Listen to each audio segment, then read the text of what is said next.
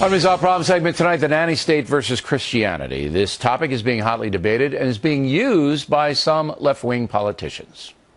We're the richest nation in the world, and, well, when Jesus had those 5 loaves and 2 fishes, he didn't charge food stamps. He didn't ask anybody how much money they had. He fed them because they were hungry.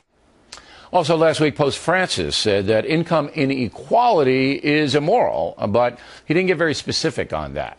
Joining us now from Washington, Joshua Dubois, the author of the book, The President's Devotional, the daily readings that inspire President Obama. Mr. Dubois advises the president on spiritual matters. Here in the studio of Father Gerald Murray, Roman Catholic priest, and we'll begin with you, Father. Congressman McDermott trying to convince people by saying that Jesus would feed the poor, which he would. We all know that, right? Okay? But would he impose a system that hurts one group to help another group? Not at all. In fact, to say that big government was the goal of Jesus' preaching and miracles would be absurd. And I think that comparison, food stamps and the feeding of the 5,000, is out of order. No, Christ came to inspire us to follow him, his teaching, and part of that teaching is we take care of the poor, and we do so for spiritual motives. But we haven't taken care of the poor in America if there's 41, as the president said, million people uninsured who have to depend on emergency room care and they don't have health insurance. So we really haven't taken care of them. That's right, Bill. Wait. Let Father Murray and then I'll get over. Well, in comparison to other countries in the world, we've done pretty well. But it's true, we have to do better. I don't know that the solution is nationalized health care.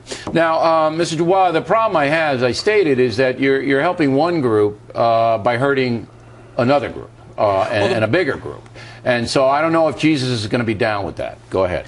Well, Jesus would be down for the poor. He would want to make sure that every single person in this country had enough food to eat. And the bottom line is, if you add up every single private charitable dollar that feeds hungry people in this country, it's only 10% of what we would need to make sure everyone has food in their stomach. The rest comes from the federal government. It's $7 billion compared to $80 billion. And so if the government doesn't step in, people are going to go hungry. And that's the bottom line. You're making a powerful argument, but there's one huge mistake in it. And that is that some of the people who don't have enough to eat, it's their fault they don't have enough to eat, particularly with their children. And this is where it really becomes dicey. If you're an alcoholic or a heroin addict or a drug addict and you can't hold a job, all right, and you can't support your children, and that's a circumstance of millions and millions of people, not most, but a lot, a substantial minority, okay, then it's your fault. You're bringing the havoc.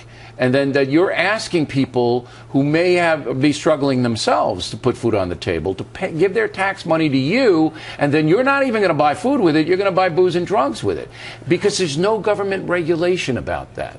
And that's my problem. Yeah, with all due respect, there's a lot of misconceptions in what you just said about the food stamps program. The vast majority of that program goes to elderly people, people who are disabled. 46% are children. But they're children who aren't being supported families. by their parents. Well, That's actually, where no, they are.